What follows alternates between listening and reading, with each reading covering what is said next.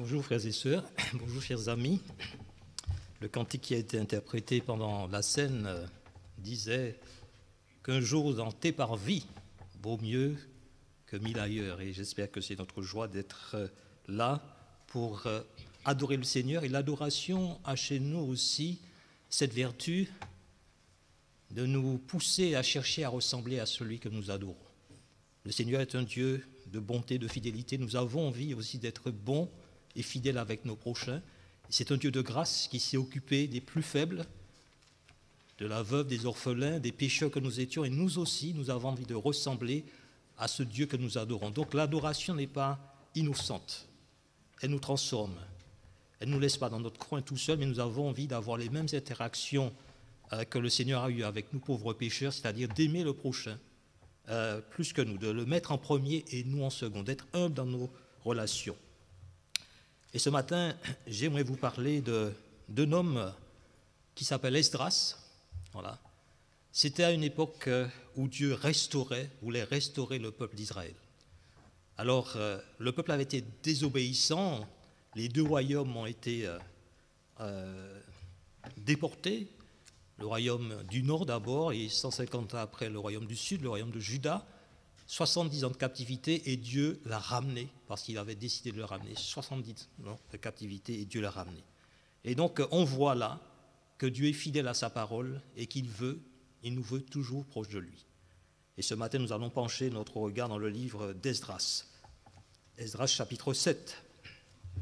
Pour voir qu'est-ce qu'Esdras était, qu'est-ce qu'il a fait, qu'est-ce que Dieu a fait avec lui. Donc je vous invite à prendre votre Bible dans le livre d'Esdras, au chapitre 7, pour que nous voyions l'application du cœur d'Esdras.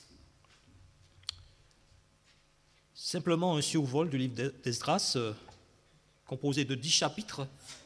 Les 6 premiers chapitres nous parlent de la reconstruction du temple sous Zorobabel, parce que de la même façon qu'il y a eu 3 vagues de déportation, quand Dieu a déporté le royaume de Juda à Babylone, il y a eu aussi 3 vagues de retour à Jérusalem.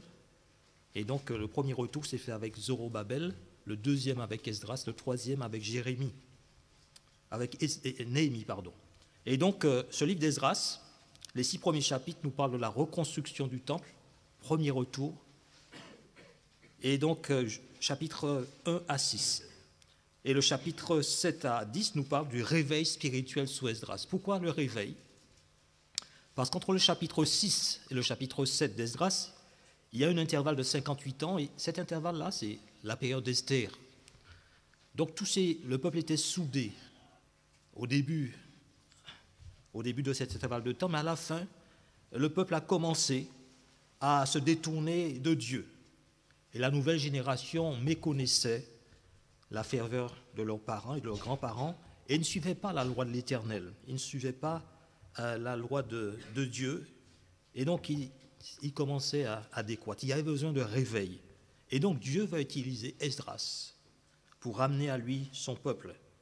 Et le livre d'Esdras nous parle de la puissance de Dieu, de la grâce de Dieu, dans la manière dont il protège son peuple, de la manière dont il le conduit, dans la manière dont il le restaure et l'enseigne. Et on verra que dans ce processus, la parole de Dieu occupe une place centrale. Donc, prenons Esdras chapitre 7 et regardons de près qui était Esdras. Donc, Esdras chapitre 7.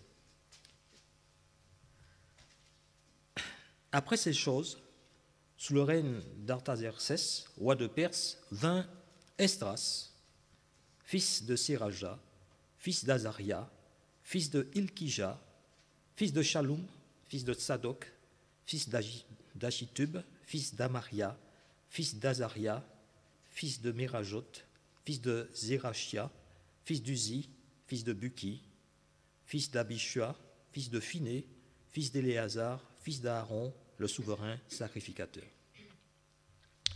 Cet Esdras vint de Babylone, c'était un scribe versé dans la loi de Moïse, donné par l'Éternel, le Dieu d'Israël. Et comme la main de l'Éternel, son Dieu, était sur lui, le roi lui accorda tout ce qu'il avait demandé. Plusieurs des enfants d'Israël, des sacrificateurs et des Lévites, des chantres, des portiers et des Néthiniens vint aussi à Jérusalem la 7e année du roi Artaxerxès. Esdras arriva à Jérusalem au 5e mois de la 7e année du roi. Il était parti de Babylone le 1er jour du 1er mois, et il arriva à Jérusalem le 1er jour du 5e mois, la bonne main de son Dieu étant sur lui. Car Esdras avait appliqué son cœur à étudier et à mettre en pratique la loi de l'Éternel et à enseigner au milieu d'Israël les lois et les ordonnances. Voici la copie de la lettre donnée par le roi Artaxerxès à Esdras, sacrificateur et scribe, enseignant les commandements et les lois de l'Éternel concernant Israël. Artaxerxès, roi des rois, à Esdras, sacrificateur et scribe, versé dans la loi du Dieu des cieux, etc. J'ai donné ordre de laisser aller tous ceux du peuple d'Israël, de ces sacrificateurs et de ces lévites, qui se trouvent dans mon royaume et qui sont disposés à partir avec toi pour Jérusalem.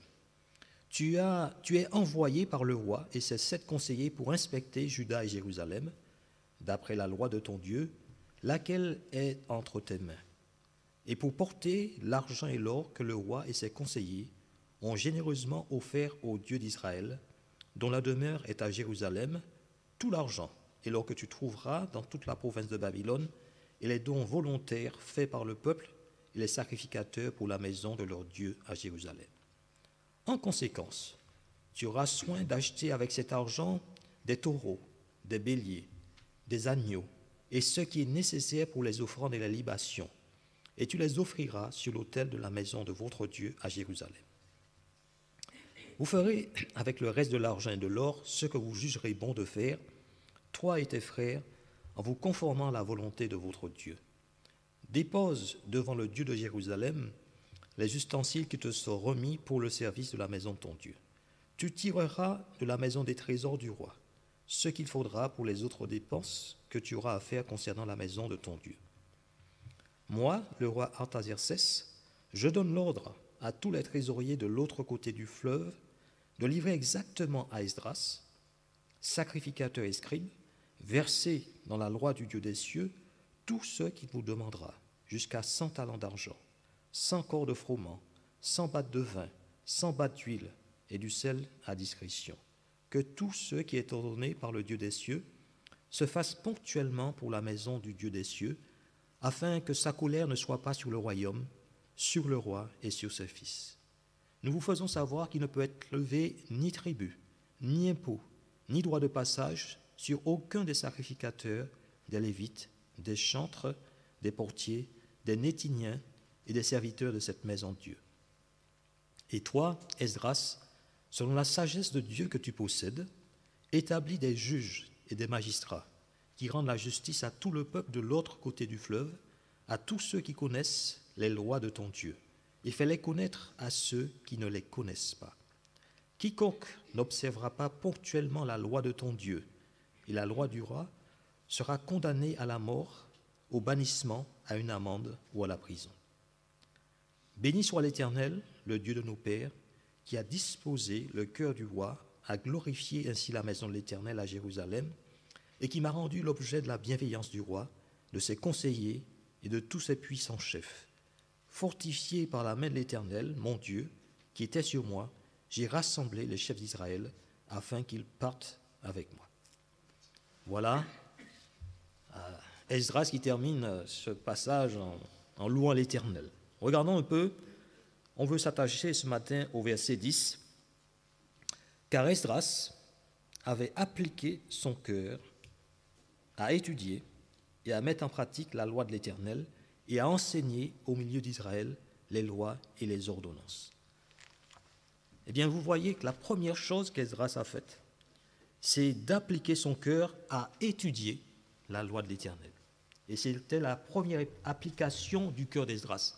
Il a appliqué son cœur. Ce n'était pas quelque chose de superficiel, ça venait du cœur. Il mettait toute son âme à étudier la parole de Dieu. Et le verset 6 d'Esdras 7, on peut remonter un petit peu plus haut, toujours chapitre 7, verset 6, nous dit « Cet Esdras vint de Babylone, c'était un scribe versé dans la loi de Moïse, donnée par l'Éternel, le Dieu d'Israël. » Le scribe, c'était un spécialiste de la loi. Il n'y avait pas de Bible pour tout le monde à cette époque. Donc il fallait bien que quelqu'un recopie les quelques rouleaux qu'il y avait. Donc il recopiait, il étudiait, il enseignait les Écritures. Et après l'exil, comme c'est le cas là, donc les Juifs sont partis de Babylone et sont revenus à Jérusalem, eh bien, après l'exil, le scribe était un personnage très important. Il n'y avait plus de prophètes. Les derniers ont été Agé, Zacharie, Malachie. Et, eh bien, on avait besoin d'étudier les Écritures. Il fallait des supports écrits. Donc, il fallait des scribes. On lit au verset 11 aussi, 11, 12 et 21, si vous avez votre Bible ouverte, toujours au chapitre 7.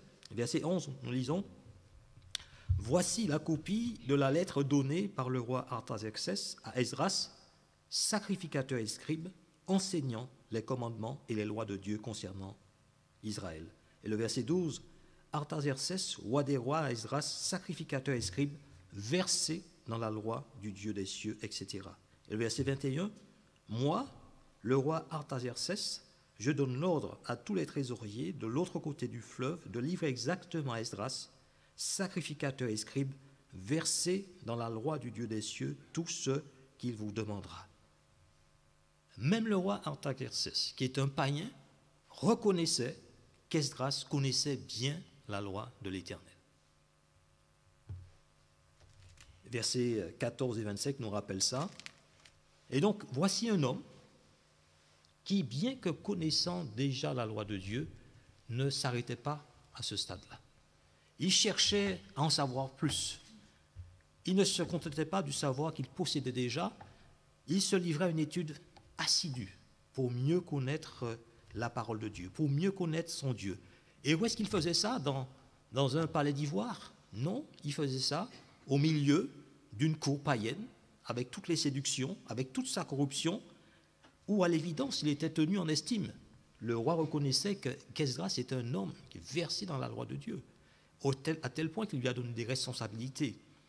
Et pendant qu'Esdras lisait la parole de Dieu, certainement, certains passages de la parole ont dû faire un grand effet sur lui. On peut prendre par exemple Josué, chapitre 1, gardez un droit dans Esdras, chapitre 7, Josué, chapitre 1, verset 8.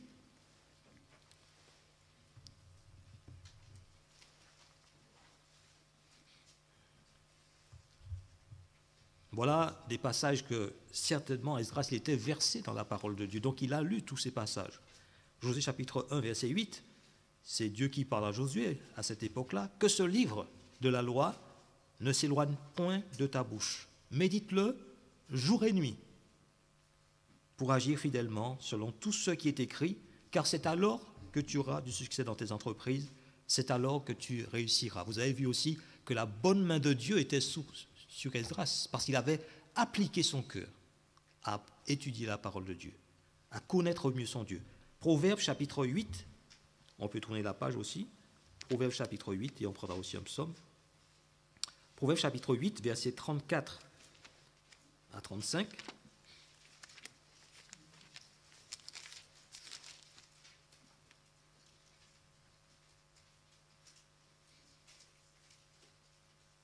Heureux l'homme qui m'écoute, qui veille chaque jour à mes portes et qui en garde les poteaux. Car celui qui me trouve a trouvé la vie et il obtient la faveur de l'Éternel. Heureux l'homme qui m'écoute, qui écoute la parole de Dieu et qui veille chaque jour. Ce n'est pas une affaire de moment, on arrête et puis un mois après on s'y remet. Non, c'est tous les jours, jour et nuit. Le psaume 1 nous dit encore mieux cela. Donc on peut prendre le psaume 1. Donc tout ça, comme nous le faisons ce matin, Esdras l'a lu aussi. Psaume 1, verset 1 à 2, même à 3. Psaume 1, verset 1 à 3.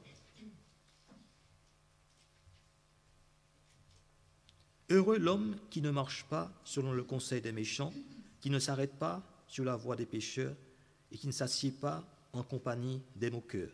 Mais qu'est-ce qui fait l'homme qui est heureux? Eh bien, il nous est dit, mais qui trouve son plaisir dans la loi de l'Éternel et qui la médite jour et nuit.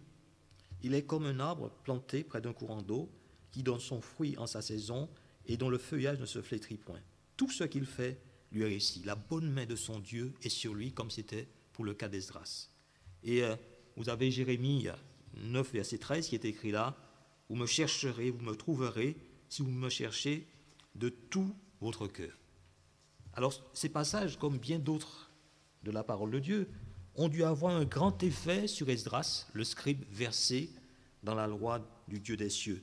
Et tous ces passages ont certainement inspiré, malgré toute la connaissance qu'il avait déjà, ces passages l'ont inspiré à chercher de tout son cœur à connaître plus intimement Dieu, à le connaître mieux, de manière approfondie. Alors, vous avez vu comme moi qu'il y a une ribambelle de noms qui ont été cités au verset 1, et nous n'aimons pas trop ces généalogies parce que ce sont des noms qui sont difficiles à prononcer. On dit, mais pourquoi Dieu a mis ça là? À quoi ça sert? Et le Seigneur aime, d'ailleurs dans Esdras aussi et Néhémie, aime mettre des détails, des noms, des personnes, du nombre de personnes, même les chevaux et tout ça a été compté dans Esdras. Eh bien, vous avez vu, je relis, après ces choses, verset 1, sous le règne d'Artaxerxès, roi de Perse, vint Esdras, et il nous est noté 16 personnes, fils de Séraja, fils d'Azaria, fils de Hilkija, fils de Shalom, fils de Sadok, fils d'Achitub, fils d'Amaria, fils d'Azaria, fils de Merajot, fils de Zeracha, fils d'Uzi, fils de Buki, fils d'Abishua, fils de Phiné, fils d'Éléazar, fils d'Aaron, le souverain sacrificateur. Quand on regarde ces noms, et il en manque, mais déjà les 16 sont suffisants, on voit que toutes ces personnes appartiennent à la lignée d'Aaron. Ils étaient des sacrificateurs, toutes ces personnes. Alors, Éléazar, par exemple, était le fils d'Aaron, dans Nombre chapitre 20. Il a participé au partage du pays de Canaan. Phiné, c'était le fils d'Éléazar, à Nombre chapitre 25. Sa postérité a reçu le sacerdoce perpétuel parce qu'il a été plein de zèle pour l'Éternel. Et il a détourné la fureur de l'Éternel des enfants d'Israël quand il s'était livré à la débauche avec les filles de Moab. Sadok, c'est aussi un descendant d'Éléazar. Il a été fidèle à David quand Adonijah a essayé d'usurper le trône du vieux David. Voilà. Il y a le moment pour parler de Séraja, et Séraja, ça signifie l'Éternel est prince. Il a été grand prêtre sous Sédécias. Azaria, qui signifie l'Éternel vient en aide. Hilkija, l'Éternel est ma part, il fut aussi prêtre sous Josias, Josias qui avait retrouvé la loi. Donc tout ça pour nous dire que Esdras était bien un descendant d'Aaron, c'était un grand sacrificateur. Et parlons des chrétiens. Pierre, on peut prendre Pierre, chapitre 1. 1 Pierre, chapitre 2, pardon. 1 Pierre, chapitre 2. Donc tournons notre Bible dans le Nouveau Testament. 1 Pierre.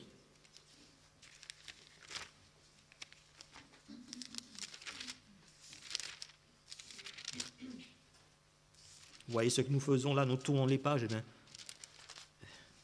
Esdras recopiait la parole de Dieu. 1 Pierre, chapitre 2.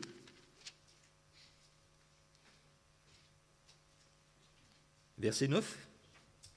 En parlant des chrétiens, Pierre est en train de parler des chrétiens, dit « Vous, au contraire, vous êtes une race élue, un sacerdoce royal, une nation sainte, un peuple acquis, afin que vous annonciez les vertus de celui qui vous a appelé des ténèbres à son admirable lumière, vous qui autrefois n'étiez pas un peuple et qui maintenant êtes le peuple de Dieu, vous qui n'aviez pas obtenu miséricorde et qui maintenant avez obtenu miséricorde. » Nous sommes un sacerdoce royal, une nation sainte, un peuple acquis.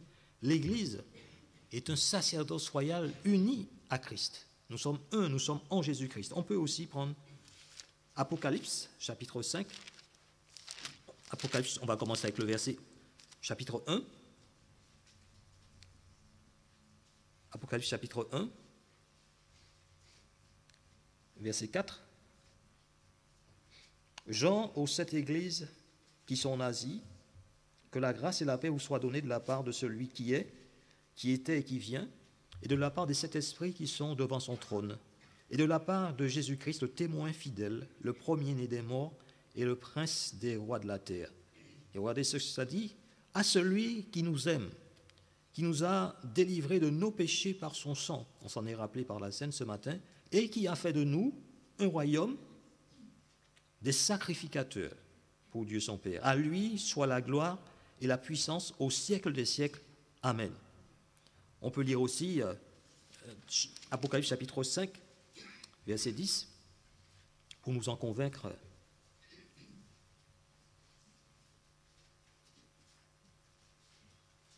On peut commencer au verset 9. Et il chantait un cantique nouveau en disant « Tu es digne de prendre le livre et d'en ouvrir les sceaux, car tu as été immolé et tu as racheté pour Dieu par ton sang des hommes de toute tribu, de toute langue, de tout peuple, de toute nation. Tu as fait d'eux un royaume et des sacrificateurs pour notre Dieu, et ils régneront sur la terre. » Voilà, nous sommes aussi des sacrificateurs. Nous sommes aussi en Christ, comme Esdras descendait d'Aaron et qui était sacrificateur, nous sommes aussi, par la nouvelle naissance des enfants de Dieu, nous sommes des sacrificateurs, la parole ne cesse pas de nous le dire. Et donc, si Dieu nous donne tant de détails en ce qui concerne Esdras, c'est pour nous stimuler, pour nous motiver à suivre son exemple. Et qu'est-ce qu'il faisait Esdras? Il avait appliqué son cœur à étudier la parole de Dieu. Quelle grâce! C'est une grâce pour nous, ce n'est pas un fardeau, c'est une grâce. Nous sommes encouragés aussi à appliquer notre cœur à étudier la parole de Dieu. Aujourd'hui, on a presque tous une Bible, n'est-ce pas? On n'a plus à l'écrire. On a presque toute une Bible. Dans notre langue, il y a toutes les couleurs, il y a une multitude de Bibles, une multitude de versions, et tout le monde en a des fois 1, 2, 3, 4 à la maison. Mais c'est bien de l'avoir. Mais la parole de Dieu nous demande de l'étudier de tout notre cœur. Et vous savez, il y a aujourd'hui beaucoup de concurrence à l'étude de la parole de Dieu. Il y a les écrans, les images, enfin, le monde numérique. Il y a aussi le fait que nous insistons beaucoup pour d'autres choses et pas assez pour étudier la parole de Dieu. Et donc, nous avons un potentiel que n'avaient pas les gens avant. Ce qu'il nous faut, c'est ce cœur, de reconnaître que Dieu a fait de nous des sacrificateurs et que le sacrificateur doit prendre du temps pour étudier la parole de Dieu et connaître son Dieu. Parce que, avant même de pouvoir appliquer la parole de Dieu, se l'appliquer à soi ou l'enseigner aux autres, il faut déjà la connaître. Et c'est la connaître qui nous aide à être obéissants. Et Esdras n'a pas essayé d'être obéissant avant d'étudier la parole de Dieu. Alors, pensons à tous ces sportifs de haut niveau qui s'entraînent, qui se donnent du temps pour arriver à ce niveau. Eh bien, Dieu, dans sa grâce, nous a donné aujourd'hui la liberté, et nous sommes libres. Dans d'autres pays, ils n'ont pas la Bible. Nous avons chacun une Bible. L'étudier, la méditer. Alors, méditer, ce n'est pas seulement une lecture silencieuse, c'est aussi lire la Bible, la lire à haute voix, la lire seule ou en groupe. Par exemple, à l'étude biblique, mais pas toujours l'étude biblique.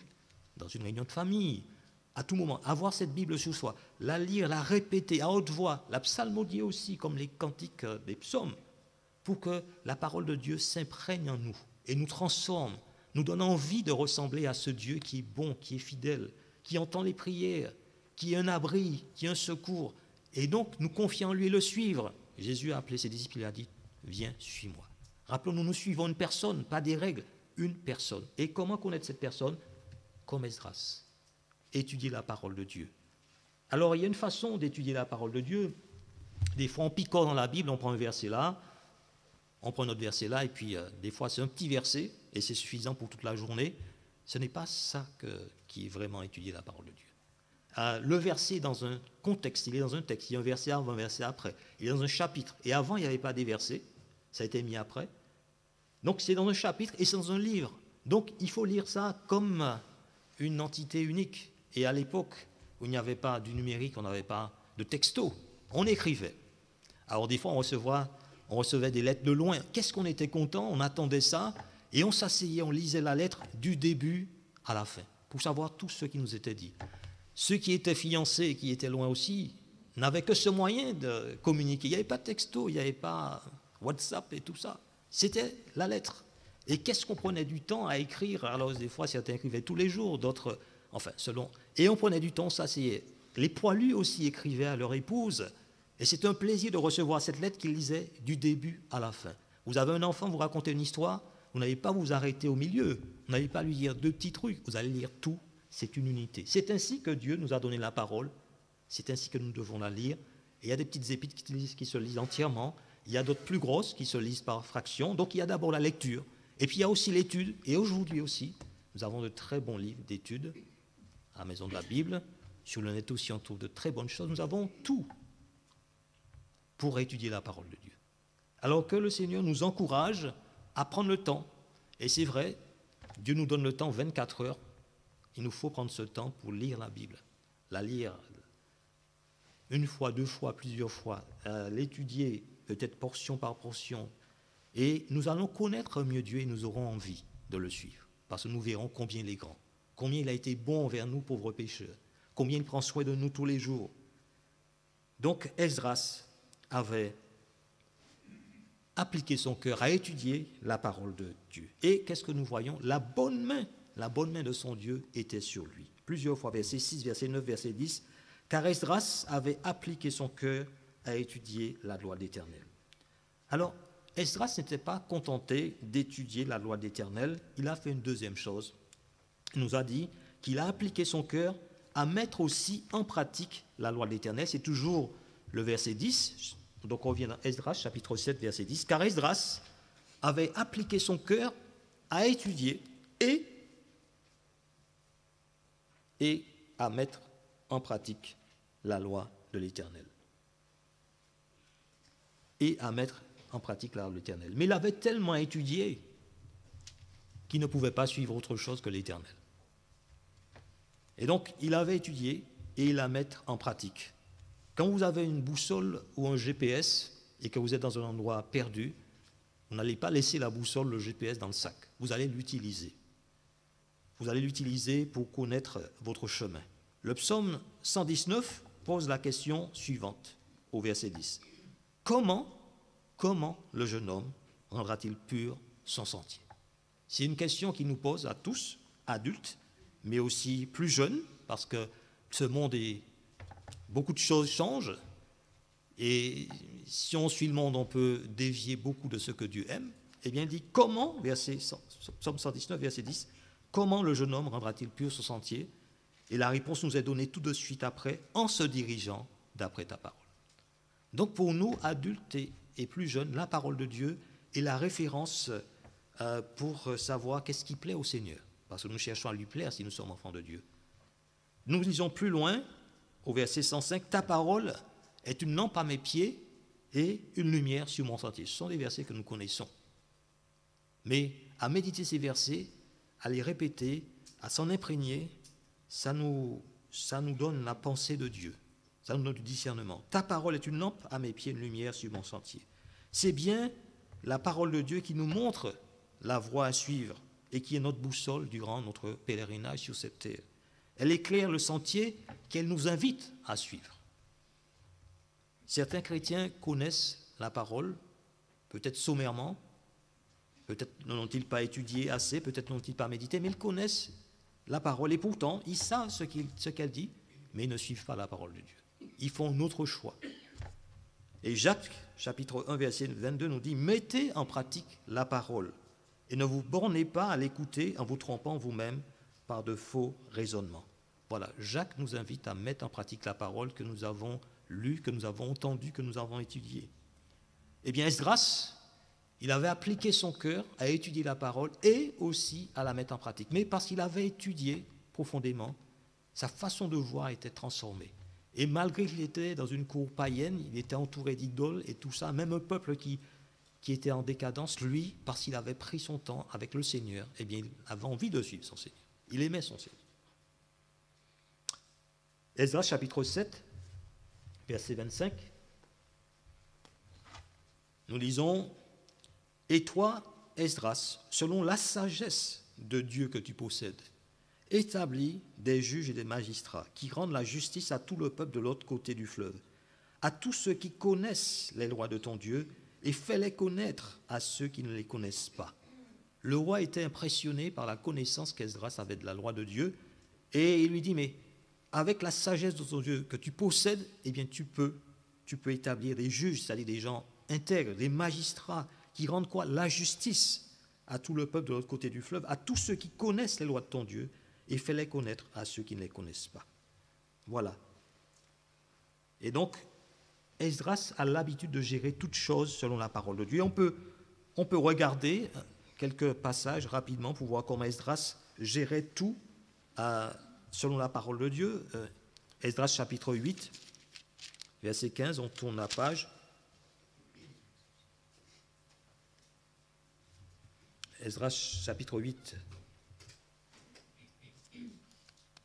verset 15, donc c'est la préparation du voyage pour le retour. On n'ira pas tout, je vous invite à le lire chez vous, ce passage tranquillement, et peut-être tout le livre si vous voulez. Je l'ai rassemblé près du fleuve qui coule vers Ahava, et nous campâmes là 3 jours. Je dirigeais mon attention sur le peuple et sur les sacrificateurs, et je ne trouvais là aucun des fils de Lévi.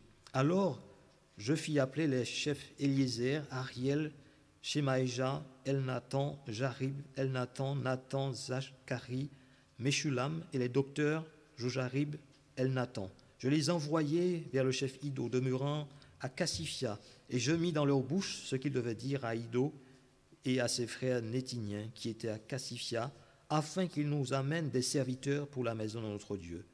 Verset 18. Et comme la bonne main de notre Dieu était sur nous, ils nous amenèrent Chérébia, homme de sens, d'entre les fils de Machli, fils de Lévi, fils d'Israël, et avec lui ses fils et ses frères au nombre de 18. Achabia, et avec lui Ésaïe, d'entre les fils de Mirari, ses frères et leurs fils au nombre de 20. Et d'entre les Nétiniens que David et les chefs avaient mis au service des Lévites, 220 Nétiniens, tous désignés par le nom.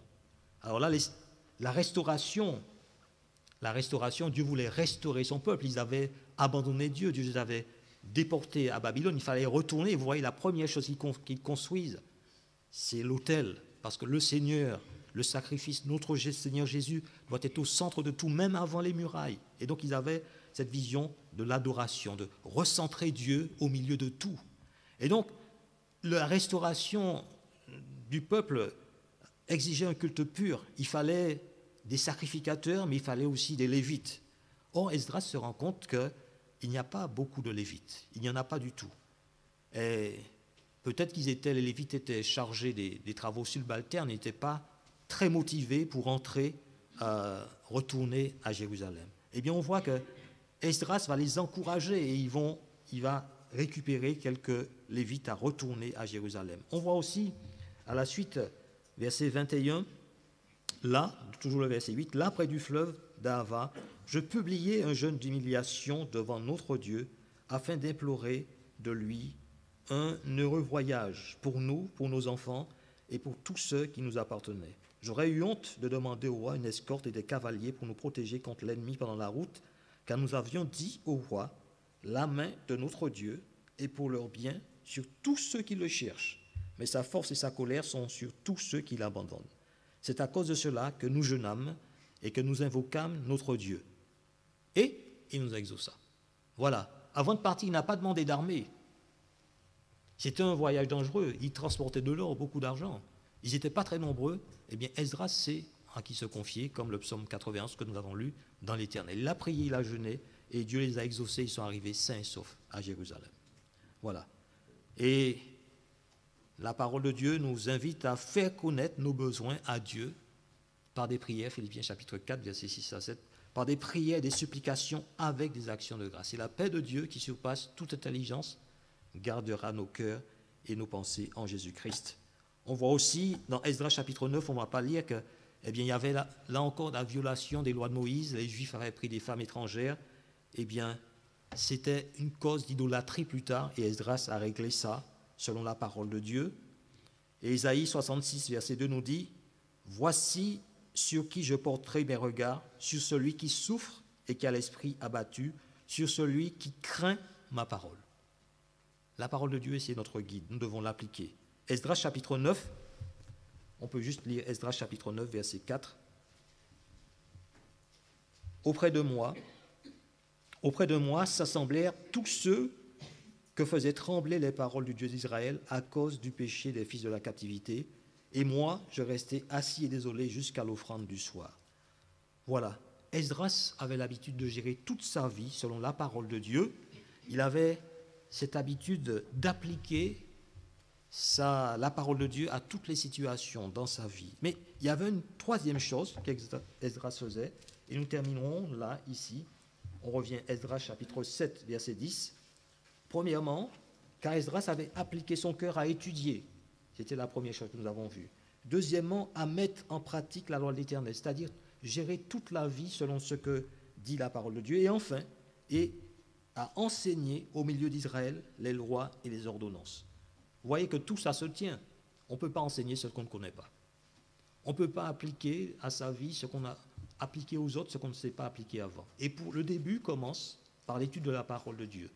Nous découvrons qui est notre Dieu, un Dieu puissant, un Dieu fidèle, un Dieu de grâce, et nous avons envie de le suivre et de lui obéir. Et ensuite, nous mettons en pratique cette parole dans notre vie. Et marchant avec le Seigneur, nous pouvons l'enseigner aussi à d'autres, comme Esdras l'a fait. Alors, on peut prendre Esdras chapitre 10, versets 10 et 11.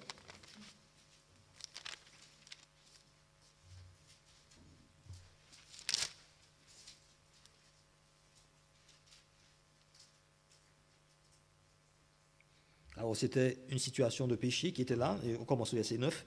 Tous les hommes de Juda et de Benjamin se rassemblèrent à Jérusalem tous les jours. C'était le 20e jour du 9e mois. Tout le peuple se tenait sur la place de la maison de Dieu, tremblant à cause de la circonstance et par suite de la pluie. Esdras, le sacrificateur, se leva et leur dit : vous avez péché en vous alliant à des femmes étrangères, et vous êtes rendus coupables, vous avez rendu Israël encore plus coupable. Confessez maintenant vos fautes à l'Éternel, le Dieu de vos pères, et faites sa volonté. Séparez-vous des peuples du pays et des femmes étrangères. Voilà, le peuple d'Israël va revenir, va être réveillé sous la prédication d'Esdras. On voit ça aussi dans Néhémie. Néhémie, on va faire un petit bond dans Néhémie chapitre 8. Donc tournez vos pages.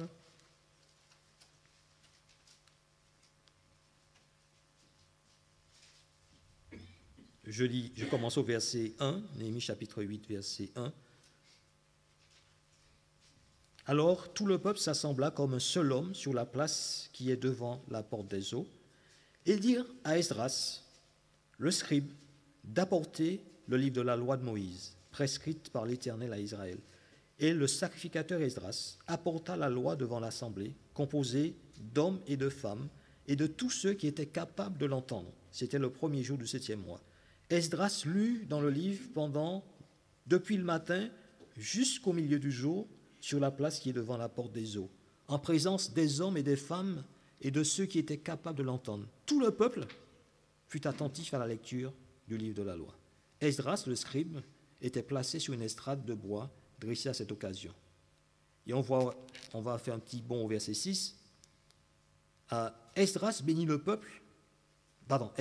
l'Éternel, le grand Dieu, et tout le peuple répondit en levant les mains.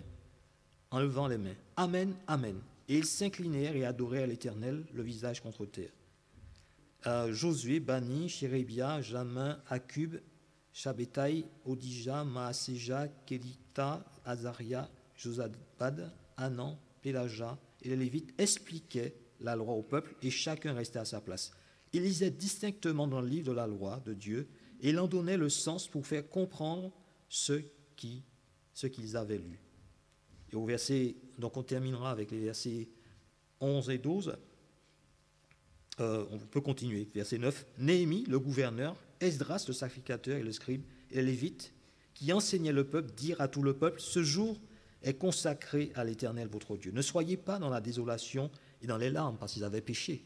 Et la parole de Dieu les avait touché le cœur. Car tout le peuple pleurait en entendant les paroles de la loi. Ils leur dirent, allez, mangez des viandes grasses et buvez ce qui est doux, et envoyez des portions à ceux qui n'ont rien de préparé, car ce jour est consacré à notre Seigneur.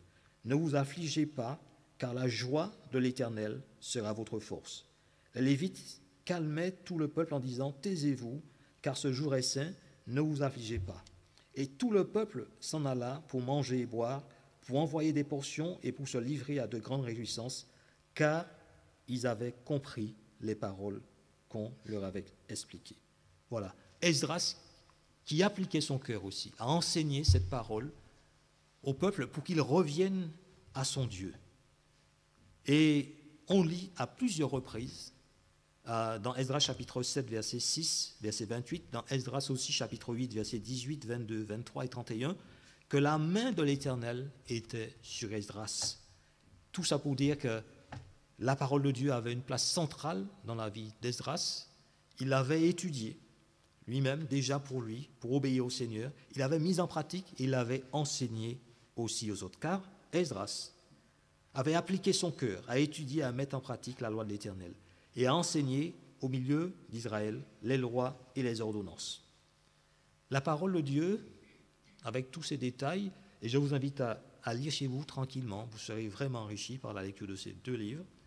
La parole de Dieu, avec tous ces détails, veut nous encourager à imiter la foi d'Esdras, à suivre son exemple de dépendance et d'attachement à Dieu et à son peuple. L'Église de Jésus-Christ n'est forte que si des chrétiens lisent, étudient, mettent en pratique la parole de Dieu et l'enseignent aussi aux autres, petits et plus grands. Vous me dites peut-être ce matin, c'est difficile ça, c'est très difficile. Eh bien, je vous dirai, eh bien, si c'était facile, ça veut dire qu'il n'y aurait ni la chair, ni le diable, ni le monde. Mais Dieu aime celui qui s'attache à sa parole. Et la parole nous répète ce matin que nous sommes faits sacrificateurs pour Dieu. Nous ne sommes pas sauvés pour nous-mêmes. Nous ne sommes pas sauvés pour mener la vie qui nous plaît. Dieu nous a fait grâce et nous sommes ses sacrificateurs. Et comme Esdras avait appliqué son cœur, David aussi était un homme de Dieu selon ce cœur. Et les chrétiens de Bérée, nous était dit, avaient des sentiments, Actes chapitre 17, verset 11, les chrétiens de Bérée avaient des sentiments plus nobles que ceux de Thessalonique. Ils reçurent la parole de Dieu avec beaucoup d'empressement. Ils examinaient chaque jour les Écritures pour voir si ce qu'on leur disait était exact. Vous voyez, Dieu regarde au cœur. Si notre cœur, si nous avons été transformés par l'Esprit de Dieu, nous aurons envie de lire et d'étudier la parole. Et 2 Chroniques, chapitre 16, verset 9 nous dit « Car l'Éternel étend ses regards sur toute la terre pour soutenir ceux dont le cœur est tout entier à lui. » Et prenons une dernière référence, Ésaïe 55. Mais nous ne sommes pas seuls dans cette étude de la parole, dans cette méditation de la parole. Nous ne sommes pas seuls, Dieu est avec nous parce qu'il veut nous faire croître dans sa grâce et dans sa connaissance. Et donc, Ésaïe 55, à partir du verset 10, et c'est une belle image que Dieu nous donne.